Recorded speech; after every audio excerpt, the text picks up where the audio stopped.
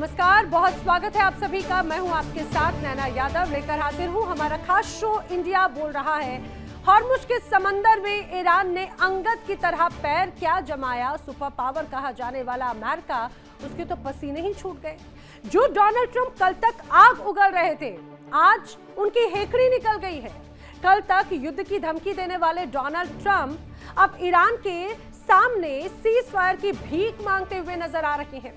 Trump की हालत तो भाई उस खिलाड़ी जैसी हो गई है जो बार बार डेडलाइन पे डेडलाइन तो देता है, लेकिन मैदान छोड़कर भागने में भी अपनी भलाई ही वो समझता है। अब ईरान के मुश्तबा ने तो डोनाल्ड ट्रंप की वो कमजोर नस दबा दी कि अमेरिका में खलबली मच गई। अब तो आलम यह हो गया कि ट्रंप की हर गीदड़ भभकी ऊंट के मुंह में जीरा साबित हो रही है। जब कूटनीति के मैदान में दाल नहीं गली, तो ट्रंप अब गली के गुंडे की तरह बदजुबानी पर उतर आए। खुद को हारता देखकर वो गाली गलौज करने लगे हैं। उनकी बौखलाहट का सबूत है कि किस तरह से अब वो ये जंग हार रहे हैं, अपनों से हार रहे हैं, अपने ही देश में घिर रहे हैं। लेकिन हकीकत तो ये भी है कि अब ईरान की शर्तों पर घुटने टेकने के अलावा शायद उनके पास में कोई चारा भी नहीं बचा। ईरान ने बिल्कुल साफ कह दिया है, क्लियर कट कह दिया है कि ये नया दौर है, यहाँ गीदड़ भभकियों से काम नहीं चलने वाला। ट्रंप आसमान से गिरे और खजूर पर लटके वाली स्थिति में आ गए। उनकी हर चाल उल्टी पड़ रही है और दुनिया देख रही है कि कैसे एक अहंकारी नेता का गुरूर भी मिट्टी में तब्दील हो गया। आखिर कैसे अब डोनाल्ड ट्रंप इस पूरी जंग में पीछे की तरफ हो रहे हैं, ईरान बाजीगर बनता हुआ नजर आता है, और दूसरी तरफ कैसे अमेरिका में अब डोनाल्ड ट्रंप के खिलाफ ही बगावत शुरू हो रही है। अब आखिर क्या करेंगे वो बताएंगे आपको। ट्रंप जो पूरी दुनिया को डराते थे, आज खुद वो भीगी बिल्ली बने बैठे हैं। जो कभी हाथी के दांत दिखाकर ईरान को नेस्तनाबूद करने की धमकी देते थे, आज उनके खुद के तोते उड़े हुए हैं। हॉर्मुज की लहरों पर तो ईरान ने रामायण काल के महाबली पुत्र अंगद की तरह ऐसा पैर जमा दिया कि सुपर पावर अमेरिका की सारी हेकड़ी धरी की धरी रह गई है। अब ट्रंप सीज फायर की भीख मांग रहे हैं ऐसा लग रहा है, लेकिन ईरान बिल्कुल इसके पक्ष में नहीं है। ईरान ने क्लियर कट कह दिया है कि अब पछताए होत क्या जब चिड़िया चुग गई खेत। हॉर्मुज स्ट्रेट, जहां से दुनिया का 20% तेल गुजरता है, वहां पर ईरान की सेना ने ऐसी किलेबंदी की कि ट्रंप प्रशासन के पसीने छूट रहे हैं। याद कीजिए वो तमाम तारीखें जब ट्रंप ने 48 घंटे की डेडलाइन दी, फिर उसे बढ़ाया 10 दिन किया, और फिर उसके बाद में उसे बढ़ाकर 6 अप्रैल किया। 6 अप्रैल 2026 आखिरी चेतावनी थी, और वो भी फुस पटाखा एक तरह से साबित हुई। कैसे डोनाल्ड ट्रंप की हर डेडलाइन खोखली पड़ रही है वो भी जरा समझ लीजिए, क्योंकि तारीख पे तारीख डोनाल्ड ट्रंप देते रहे हैं। कैसे समझिए, 21 मार्च 2026 को बयान दिया था डोनाल्ड ट्रंप ने, हॉर्मुज खोल दो वरना पावर प्लांट तबाह कर दिया जाएगा। 48 घंटे की उस समय डेडलाइन दी थी। नतीजा क्या रहा? नतीजा ट्रंप कुछ कर ही नहीं पाए। ये तो 21 तारीख की बात हुई। आइए मैं आगे बढ़ती हूँ। उसके बाद में 2 दिन के बाद में डोनाल्ड ट्रंप ने 23 मार्च को फिर बयान दिया, सकारात्मक बातचीत जारी है, अभी हमला नहीं किया जाएगा। 5 दिन के बीच का ये एक तरह से सीज फायर की बात की गई, डेडलाइन दी गई। उसका नतीजा क्या रहा? जब 5 दिन पूरे हो गए, ईरान पर फिर कोई हमला नहीं किया गया। आप ये समझिए, जिस रूप में पूरी तरह से खोल देने की बात कही गई थी, लेकिन उसके बाद में हुआ कुछ नहीं।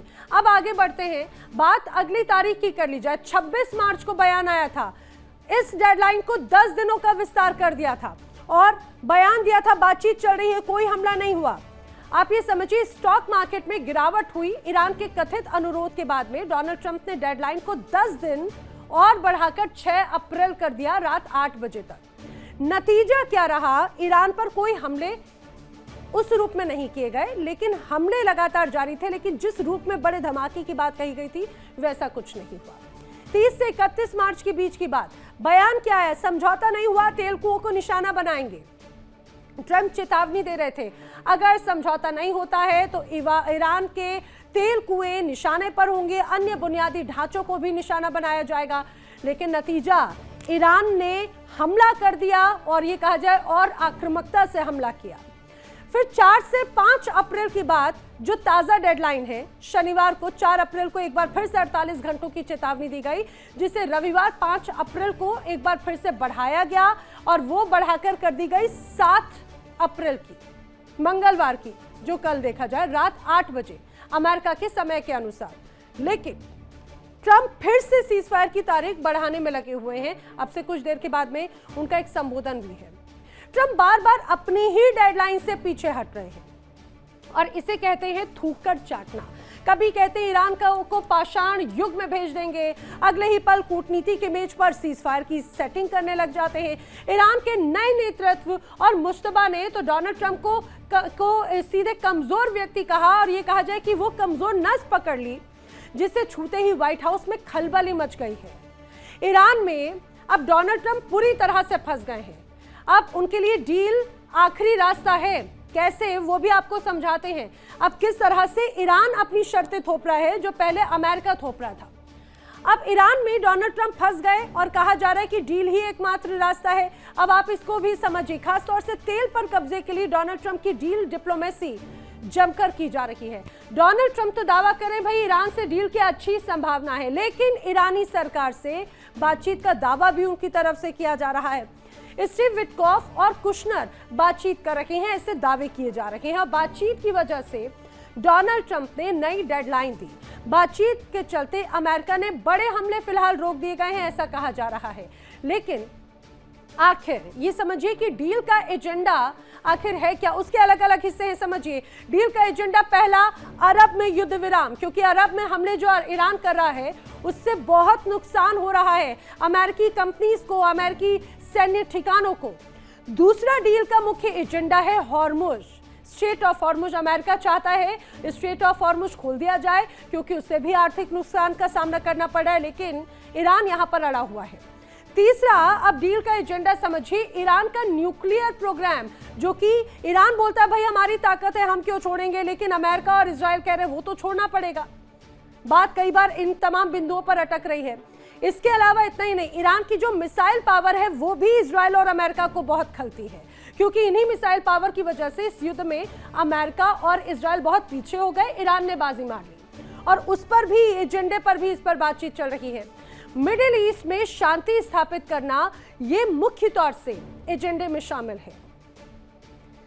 ट्रंप ईरान से डील के लिए छटपटा रहे हैं, लेकिन ईरान तो क्लियर कट कह रहा है कि वो ट्रंप की गीदड़ भभकियों से डरने वाला नहीं। ईरान ने अपनी शर्तें मेज पर रख दी। हॉर्मुज पर पूरा नियंत्रण ईरान चाहता है, अमेरिकी प्रतिबंधों का खात्मा ईरान चाहता है, सैन्य हमलों की लिखित गारंटी भी ईरान चाहता है। और ट्रंप जो पहले ईरान को धूल चटाने की बात करते थे, अब उनकी हालात ना उगलते बन रही है ना निगलते जैसी हो गई है। अब अमेरिका की जो अर्थव्यवस्था है वो तेल की कमी से हिचकोले खा रही है और चुनाव अब तो सर पर है, मिड टर्म इलेक्शंस यूएस में। अब ऐसे में डोनाल्ड ट्रंप के पास में ईरान की शर्तों के आगे घुटने टेकने के अलावा और कोई चारा फिलहाल नजर नहीं आ रहा। ट्रंप के प्रस्ताव पर ईरान आखिर क्या रुख अपना रहा है वो भी जरा जान लीजिए। लगातार डोनाल्ड ट्रंप की तरफ से बड़े प्रस्ताव पेश किए जा रहे हैं। समझिए, दरअसल ईरान ने अस्थायी युद्ध विराम के बदले हॉर्मुज खोलने का प्रस्ताव एक तरह से ठुकरा दिया है। ईरान ने क्लियर कट कहा है कि भाई पूरा कंट्रोल ईरान का रहेगा हॉर्मुज पर। अमेरिका की शर्तों को अस्वीकार्य बताते हुए समझौता करने से ईरान फिर से इनकार कर चुका है। वहीं दूसरी तरफ अमेरिका ईरान के बीच में तनाव कम करने की कोशिशें भी फिलहाल तो नाकाम साबित हुई। तुर्की, मिस्र, पाकिस्तान की मध्यस्थता की कोशिश भी चारों खाने चित नजर आई। वहीं ईरान ने बातचीत के लिए इस्लामाबाद आने से भी इनकार कर दिया। बुधवार सुबह डोनाल्ड ट्रंप की चेतावनी की समय सीमा खत्म हो रही है और इस समय सीमा के बाद में क्या होगा ये डोनाल्ड ट्रंप और उनकी टीम जानती है, लेकिन तैयारी ईरान की भी है। जब कोई अपनी हार देख रहा होता है तो वो खिसियानी बिल्ली खंबा नोचे वाली हरकतें करता है और माना जा रहा है इन दिनों डोनाल्ड ट्रंप भी बिल्कुल वैसे ही कर रहे हैं। गरिमा, डिप्लोमेसी को तो ताक पर रख चुके हैं और अब तो अमेरिका या ये कहा जाए सुपर पावर अमेरिका के राष्ट्रपति गाली गलौज पर उतर आए हैं, अभद्र भाषा पर उतर आए हैं, गली के गुंडे की भाषा वो बोलने लगे हैं। उन्होंने सोशल मीडिया पर जिस तरह की भाषा का प्रयोग किया वो किसी भी राष्ट्रपति को शोभा बिल्कुल नहीं देता और ये साफ दिखाता है कि ट्रंप की अक्ल पर अब पत्थर पड़ चुके हैं। वो बखूबी समझ चुके हैं कि जंग के मैदान में ईरान ने उन्हें चारों खाने चित कर दिया है और इसीलिए अब वो जुबानी जंग से अपनी इज्जत बचाने की नाकाम कोशिश कर रहे हैं। आइए अब आपको बताते हैं कि कैसे जंग ने डोनाल्ड ट्रंप को गालीबाज बना दिया। सुपर पावर के राष्ट्रपति से लेकर गालीबाज नेता तक। दरअसल ट्रुथ सोशल पर, जो डोनाल्ड ट्रंप का सोशल मीडिया प्लेटफॉर्म है, वहां पर डोनाल्ड ट्रंप ने ईरान को अपशब्द एक तरह से कहे थे, अब अपशब्द लिखे थे। डोनाल्ड ट्रंप ने ईरानी शासकों को पागल भी कहा था और यह भी स्पष्ट किया कि अगर हॉर्मुज नहीं खुला तो नर्क बना देंगे ईरान को। डोनाल्ड ट्रंप ने अपनी धमकी में लिखा पावर प्लांट, पुलों पर हमला कर देंगे। लेकिन डोनाल्ड ट्रंप की ये झल्लाहट नजर आ रही है, सब कह रहे हैं, लेकिन ये झल्लाहट है क्यों? बड़ी वजह है कि डोनाल्ड ट्रंप पर हॉर्मुज खुलवाने का दबाव लगातार बना हुआ है। ईरान पर दबाव अब अमेरिका का काम नहीं आ रहा या डोनाल्ड ट्रंप का दबाव काम नहीं आ रहा। कई सहयोगी देशों ने अब हाथ पीछे खींच लिए हैं। जैसे जैसे दिन गुजर रहे हैं, तेल की कीमतें बढ़ रही हैं। तेल की कीमतों का असर अमेरिका पर भी पड़ रहा है और उसका खामियाजा आम जनता को अमेरिका की भुगतना पड़ा और आम जनता ही अब अमेरिका के राष्ट्रपति से सवाल पूछ रही है। ना सिर्फ सवाल बल्कि नाराजगी जता रही, गो बैक ट्रंप तक के नारे लगाए जा रहे हैं। सुपर पावर का जोर दिखाने वाले ट्रंप आज खुद बेबस हैं। हॉर्मुज में ईरान का पल्ला भारी है। ट्रंप की चीखें दुनिया सुन रही है, जिसे वो अपनी जीत समझ रहे थे, अब उनके गले की फांस बन गई। क्या ट्रंप वाकई में सीजफायर की भीख पा सकेंगे या फिर ईरान उन्हें नाको चने दबवा देगा? और वही एक तरह से उसकी रणनीति है। करेंगे चर्चा, खास मेहमानों का पैनल मेरे साथ में कनेक्ट हो रहा है, इनकी तमाम परिस्थितियों को समझेंगे। मेरे साथ में रक्षा विशेषज्ञ retired lieutenant colonel Himanshi Singh मेरे साथ कनेक्ट हो रही हैं। भू राजनीतिक विशेषज्ञ प्रोफेसर आसिफ रमीज दाऊदी मेरे साथ में कनेक्ट हो रहे हैं सऊदी अरब से। सज्जाद कारगिली ईरान मामलों के जानकार कनेक्ट हो रहे हैं। भू राजनीतिक विशेषज्ञ अमेरिका से डॉक्टर धीरज कौल कनेक्ट हो रहे हैं। आप सभी का इस चर्चा में बहुत स्वागत है। मैं चर्चा की शुरुआत आज धीरज जी आपसे करना चाह रही हूँ। कई अलग अलग वजहें हैं, कई बड़ी बातें सामने आ रही हैं। अभी खबर यह है कि अब से कुछ देर के बाद में डोनाल्ड ट्रंप का एक बड़ा संबोधन है, प्रेस कॉन्फ्रेंस होने वाली है। ये इस वो इसके पहले भी संबोधन हुआ, वो हवाई नजर आया था, उसमें बहुत काम की बातें नजर नहीं आई। क्या आज कोई बड़ी बात निकलकर सामने आने वाली है? और सबसे महत्वपूर्ण बात ये, ऐसे समय में उनका संबोधन या प्रेस कॉन्फ्रेंस हो रही है जब उन पर ही तलवार लटक रही है, क्योंकि उनके कई सीनेट जो हैं अब उनके खिलाफ ये कहा जाए प्रोसेस को लागू करने की बात कर रहे हैं, गद्दी से हटाने के लिए। नमस्कार, thank you for having me on the show. देखिए, आपने अच्छा समराइज किया, पर मैं थोड़ा सा ग्राउंड की बात आपको बताता हूँ कि ये जो संबोधन है, इसमें पहले तो कंग्रेचुलेशन हमारी जो फोर्सेस हैं, स्पेशल ऑप्स, जिन्होंने इस पायलट को रेस्क्यू किया। ये बात बिल्कुल सही है, हमारी काफी वेपनरी एयरक्राफ्ट्स वहां पे शहीद हो गए इस चक्कर में। उसके एक्सपेंसेस हैं तकरीबन 1 to 1.5 बिलियन प्लस की रेंज में है। लेकिन एक एज अ गुड लीडर उन्होंने दिखाया कि एक भी पायलट की जान किसी भी इक्विपमेंट से ज्यादा है। ये एक एंगल है जिससे इनको मागा वोटर बैंक में डेफिनेटली एक बेनिफिट मिलेगा और आप जो स्पीच देखेंगे उस पर यही बात की जाएगी। और दूसरी बात ये की जाएगी कि जो डेडलाइन दी जा रही है, this is the best time एक निगोशिएशन की जा सके। और जैसे कि आपने मेंशन किया कि इस टाइम पाकिस्तान की अगुवाई में एक निगोशिएशन टीम बनी है, जो कि कोशिश, उसमें इजिप्ट और टर्की भी हैं, जो कि कोशिश कर रहे हैं कि एक सीज फायर हो, जो कि बहुत ज़रूरी है। और उस सीज फायर के जो इनिशियल फेजेज़ हैं, मुझे नहीं लगता अमेरिका में उससे कोई दिक्कत होगी। उसमें से पहला फेज़ है कि बम्बार्डमेंट रुके, जिसके लिए मुझे लगता है एक पॉजिटिव कदम है। और दूसरा होगा कि जो हरमुज़ है, अमेरिका चाह रहा है कि वो उसको खोले। और पूरी जो वर्ल्ड के ऊपर इस टाइम फाइनेंशियल क्राइसिस क्रिएट हुआ है, उससे थोड़ा एक कॉमन आदमी को, जिसको इस लड़ाई से कोई लेना देना नहीं है, साउथ ईस्ट एशिया में, अफ्रीका में, उनको थोड़ा रिलीफ मिले। इसके बाद जो सेकेंडरी चीज होगी, मुझे लगता है वो ये होगा कि जो गल्फ नेशंस पे हॉस्टिलिटी शुरुआत हुई है, उसका डैमेज असेसमेंट होगा। और जो ईरान भी मांग रहा है कि उसको कंपनसेशन मिले, मुझे लगता है वो एक एरिया है जिस पे लूपहोल फंसेगा। और जो तीसरी चीज है, न्यूक्लियर डिसआर्मामेंट, जो कि 1000 पाउंड का 60% एनरिच्ड यूरेनियम है और कुछ 200 से 400 पाउंड का उससे थोड़ा सा लोअर ग्रेड का 40 से 50%। तो उसके ऊपर एक कन्वर्सेशन होगी, क्योंकि ईरान बिल्कुल नहीं ये इजराइल बिल्कुल नहीं चाहेगा कि कोई भी न्यूक्लियर कैपेबिलिटी ईरान के पास रहे। और दूसरा, देखिए गल्फ के कई नेशंस ने, जिसमें सऊदी है, यूएई है, कतर है, बहरीन है, बहुत डैमेज इन्फ्लिक्ट हुआ उनके ऊपर भी, लेकिन उन्होंने पेशेंस शो किया। और वो भी नहीं चाहते कि इस खित्ते में ईरान एक न्यूक्लियर वेपन होल्ड करे, क्योंकि ईरान की पहले से ही फंडामेंट ये है कि भाई वो नहीं चाहते कि इजराइल एग्जिस्ट करे।